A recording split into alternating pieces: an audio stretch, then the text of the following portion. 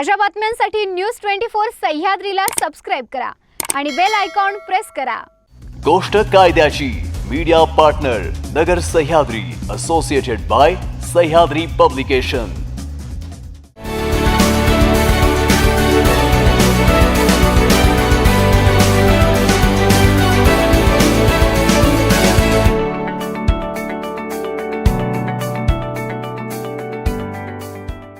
नमस्कार प्रेक्षको, गोष्ट कायद्याची या कार्यक्रमात आपल्या सगळ्यांचं मनपूर्वक स्वागत। प्रेक्षको, आजचा विषय महत्त्वाचा आहे। जमिनी संदर्भात माहिती देणारा सगळ्यात महत्त्वाचा कागद म्हणजे सातबारा। सगळ्यांच्याच परिचयाचा हा कागद असतो। या सातबाऱ्यावर वेगवेगळ्या चौकटी पाहायला मिळतात, ज्या चौकटीमध्ये जमिनीचा मालक, जमीन कोणत्या प्रकारची आहे, तिचं क्षेत्रफळ, आकार किती आहे, अशी सगळी माहिती दिलेली असते। या सातबाऱ्यात जमिनीच्या मालकी हक्कासह त्या जागेचा उपभोग घेणाऱ्या व्यक्तीबाबत भाष्य करणारा महत्त्वाचा कॉलम असतो भोगवटदार वर्गचा। याचं 3 वर्गांमध्ये वर्गीकरण केलेलं असतं। हे वर्ग कोणते आणि या वर्गामध्ये मोडणाऱ्या जमिनीवर बँकांकडून कर्ज मिळू शकतं का, याबद्दल आज आपण जाणून घेणार आहोत। गोष्ट कायद्याची तुमच्या आमच्या फायद्याची आजचा विषय आहे भोगवटदार वर्ग आणि कर्जाचा पेच।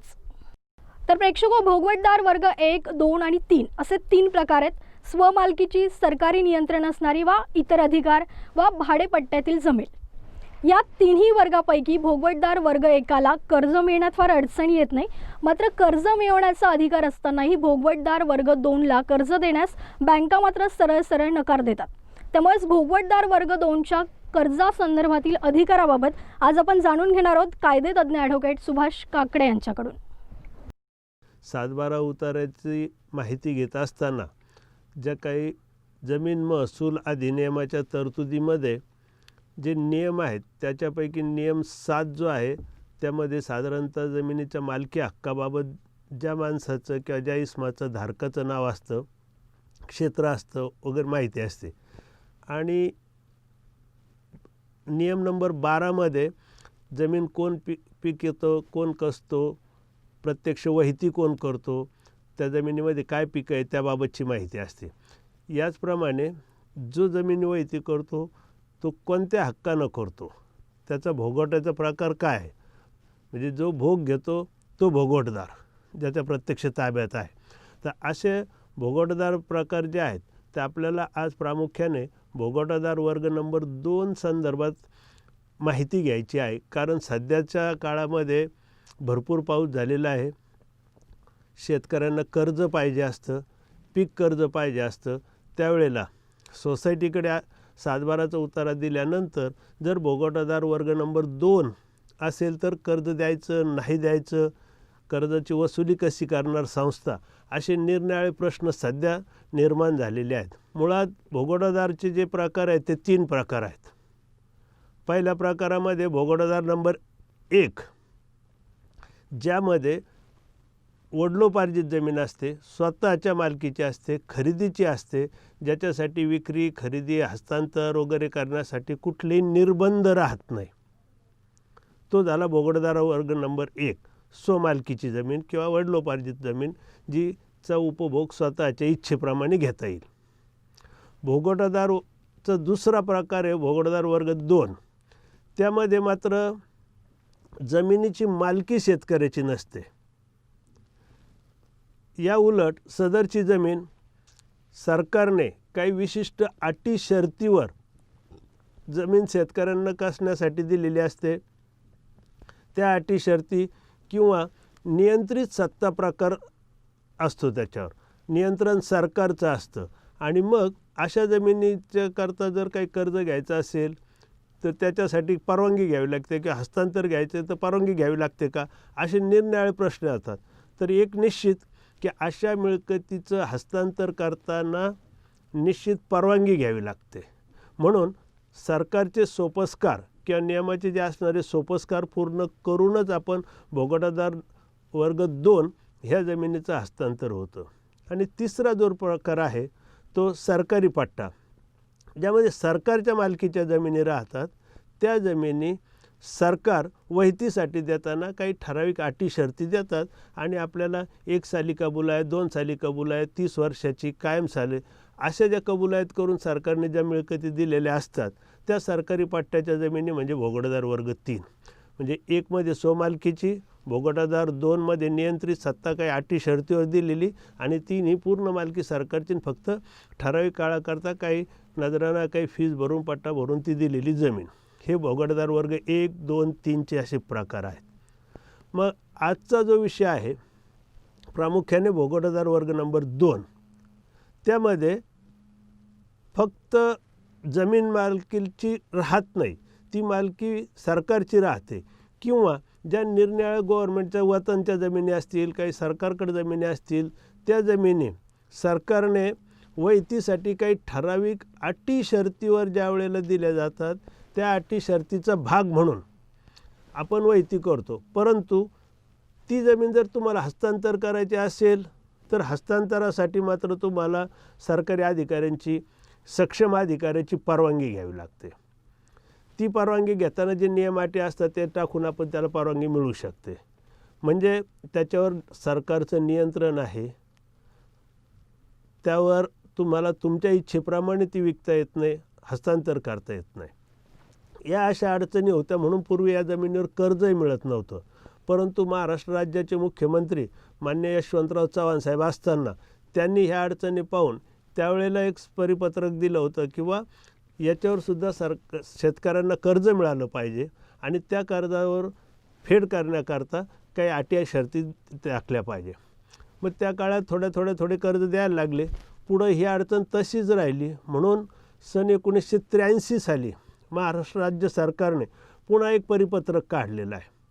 त्या परिपत्रकात सुद्धा की शेतकऱ्यांना कर्ज दिलं पाहिजे, भोगटादार वर्ग 2 जमिनीवर कर्जासाठी कुठली अडचण येऊ नये म्हणून ते परिपत्रक आहे.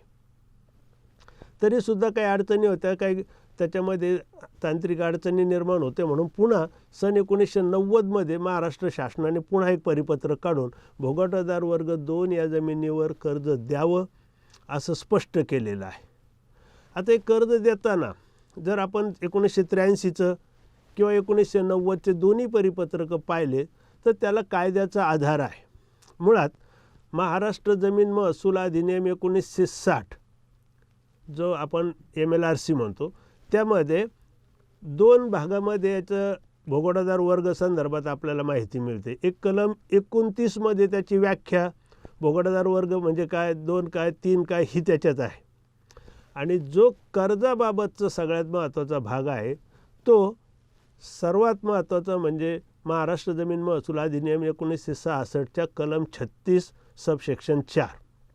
36चा चौथा जो भाग आहे त्यामध्ये या स्पष्ट नमूद केलेलं आहे किंवा अशा प्रकारे जर भोगटादार वर्ग 2 जमिनी असतील तर त्या जमिनीवर शेतकऱ्यांनी कुठल्याही संस्थेकडे कर्ज मागितलं, वित्तीय संस्था, त्याच्यामध्ये स्टेट बँकेकडे आपण कर्ज घेऊ शकतो, सोसायटीकडे घेऊ शकतो, कोऑपरेटिव्ह बँकेकडून कर्ज घेऊ शकतो.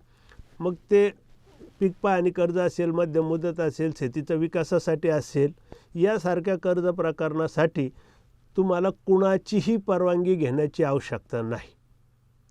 मग अशी जमीन जर समजा आपण कर्ज घेतलं आणि कर्ज भरलं नाही तर वित्तीय संस्थेच्या बाबतीत कलम 36मध्येच तरतूद करून टाकली की जर अशा भागधारकाने शेती करत असणाऱ्याने किंवा भोगटादारचा वर्ग 2चा जो कोणी शेतकरी असेल त्याचा भोगटादार वर्ग 2चं जे हक्क अधिकार आहे ते जप्त करून घ्यायचे, त्याचे हक्क संपुष्टात आणायचे आणि ते त्या संस्थेकडे जातील आणि संस्था त्या जमिनीची जिल्हाधिकारी किंवा सक्षम अधिकारी यांची परवानगी घेऊन विक्री करून आपलं कर्ज परतफेड करू शकते. हा साधारणतः कर्जाच्या बाबतीत आणि दोन्हीला शेतकऱ्यांना कर्ज घेता येतं आणि प्रामुख्याने कर्ज भरलं नाही तर वित्तीय संस्था, पतसंस्था असेल, बँक असेल, कोऑपरेटिव्ह सोसायटी असेल, स्टेट बँक असेल, राष्ट्रीयकृत बँक असेल, यांच्याकरिता सुद्धा सरकारने किंवा कायद्यामध्येच कलम 36(4) ह्या तरतुदीचं मध्ये स्पष्ट करून दिलेलं आहे. त्यामुळे आता जे काही पाऊस पाणी झाल्यानंतर कर्जासाठी जी काही मागणी होत आहे तर निरनिराळ्या ठिकाणी वित्तीय संस्थेत किंवा शेतकऱ्यांना अडचणी येतात, त्या अडचणी याच्यामुळे राहणार नाहीत. तसंच सर्वात महत्त्वाचं भोगटादार वर्ग 2 हा प्रकार आता भोगटादार वर्ग 1मध्ये हस्तांतर करण्यासाठी सुद्धा खूप सुलभ तरतुदी निर्माण झालेल्या आहे. म्हणजे जर भोगटादार वर्ग 2 असेल, आपली मालकी नसते, सरकारचं नियंत्रण असतं, नियंत्रित सत्ता प्रकारची जमीन असते, तो जर आपल्याला संपुष्टात आणायचा असेल तर आपण जिल्हाधिकारी कार्यालयामार्फत प्रस्ताव सादर करून भोगवटादार वर्ग 2चा वर्ग 1मध्ये रूपांतर करता येतं. त्यामध्ये सगळ्यात महत्त्वाची अट की सरकारला नजराना भरावा लागतो आणि तो नजराना भरताना सरकारने जे काय आता परिपत्रक काढलेलं आहे त्या परिपत्रकानुसार जमिनीच्या बाजारभावाची निम्मी किंमत सरकारला नजराना भरायची आणि तिचं वर्ग 1मध्ये करायची. एकदा वर्ग 1मध्ये रूपांतर झालं की ती जमीन तुमच्या स्वतंत्र मालकीची होते. त्यामध्ये तुम्हाला तुमच्या इच्छेप्रमाणे तिचा उपभोग घेता येतो, विनियोग करता येतो, हस्तांतर करता येतो, खरेदी विक्री वगैरे ज्या काही स्वतःची खाजगी जमीन आहे त्याप्रमाणेच तुम्हाला या मिळकतीचाही संपूर्ण उपभोग घेता येईल. म्हणून आता यापुढे सत्ता प्रकार 2 किंवा भोगवटादार वर्ग 2 ही साधारणतः तुम्हाला प्रत्येक सातबारावर वरच्या भागात ज्या ठिकाणी गट नंबर असतो म्हणजे वर डाव्या हाताला सातबाराच्या वर पाहिला पण गट नंबर त्याच्या शेजारचा जो कॉलम असतो तिथं भोगवटादार असं प्रिंटेड फॉर्ममध्येच आहे तो सातबारा. तो भोगवटादारच्या खाली मग त्याच्यात लिहिलं जातो सत्ता प्रकार कोणता आहे म्हणून. तर तो सत्ता प्रकार मग भोगवटादार वर्ग 1, सत्ता प्रकार 1, सत्ता प्रकार 2, सत्ता प्रकार 3 याच्यापैकी एक कुठला तरी त्याच्यामध्ये नोंद असते. जर कुठलाच प्रकार त्याच्यात तलाट्याने किंवा महसूल अधिकाऱ्याने नोंद केली नाही तर आपण स्पष्ट समजायचं की भोगवटादार वर्ग 1ची जमीन आहे मालकीची आहे. कारण 2ची असेल तर त्याच्याबाबत फेरफार तयार होतो, तो इतर हक्कात राहतो. ती जमीन कोणाकडून आलेली, काय अटीवर आहे, काय शर्तीवर आहे, आणि त्या फेरफारनुसार तो फेरफारमध्येच याचं सातबाऱ्यावर भोगवटादार वर्ग 2ची नोंद घ्यावी असं स्पष्ट लिहिलेलं असतं. त्यामुळे भोगवटादार वर्ग 2ची नोंद जर बघायची असेल तर सातबारा उतारा पाहताना वर सत्ता प्रकार कोणता आहे, भोगवट्याचा प्रकार कोणता आहे, तो सामान्य माणसाने सुद्धा आपली मिळकत पाहताना, स्थावर मिळकत पाहताना ती पाहिली पाहिजे. म्हणजे मिळकत खरेदी घेता येईल, विक्री करता येईल, नाही करता येईल, तो एक भाग. आणि त्याकरता तो सत्ता प्रकार 2 कशाचा आहे तर इतर हक्कामध्ये जे काही फेरफार असतात. अनेक सातबारावर तुम्ही सातबारा पाहिला तर नियंत्रित सत्ता प्रकार 2 आणि मग भोगवटादार वर्ग 2 काय का तो फेर काढला तर ती जमीन मूळ कोणाची होती, फॉरेस्टची होती, इनामची होती, वतनची होती, संपादित केलेली होती, त्या संपादितांना सरकारने दिलेली आहे किंवा कुठल्या संस्थेने किंवा कुठल्या एजन्सीने मिळकत दिलेली आहे, त्या सर्व नोंदी आपल्याला त्याच्यात मिळतील, अटी शर्ती मिळतील. आणि त्या मिळाल्यानंतर आपल्या एक लक्षात येईल की भोगवटादार वर्ग 2 हा जरी असेल तरी तिचा आपल्या उपजीविकेकरता शेतकरी किंवा जो जमीन धारण करतो त्याला त्याचा पूर्ण उपभोग घेताना काही अटी शर्तीला अधीन राहून आपण कर्जही घेऊ शकतो. तर प्रेक्षको, भोगवटदार वर्ग 1, 2, 3 आणि कर्जाचा पेच याविषयी सखोल माहिती आज आपण जाणून घेतली. आशा आहे तुम्हाला या संदर्भातील सगळ्या तुमच्या प्रश्नांची उत्तरं मिळाली असतील. तर आता आजच्या भागामध्ये वेळ झाली इथेच थांबण्याची, मात्र पुन्हा भेटणार आहोत एका नवीन विषयासह. तोपर्यंत ताज्या आणि महत्त्वपूर्ण बातम्यांसाठी पाहत राहा न्यूज 24 सह्याद्री.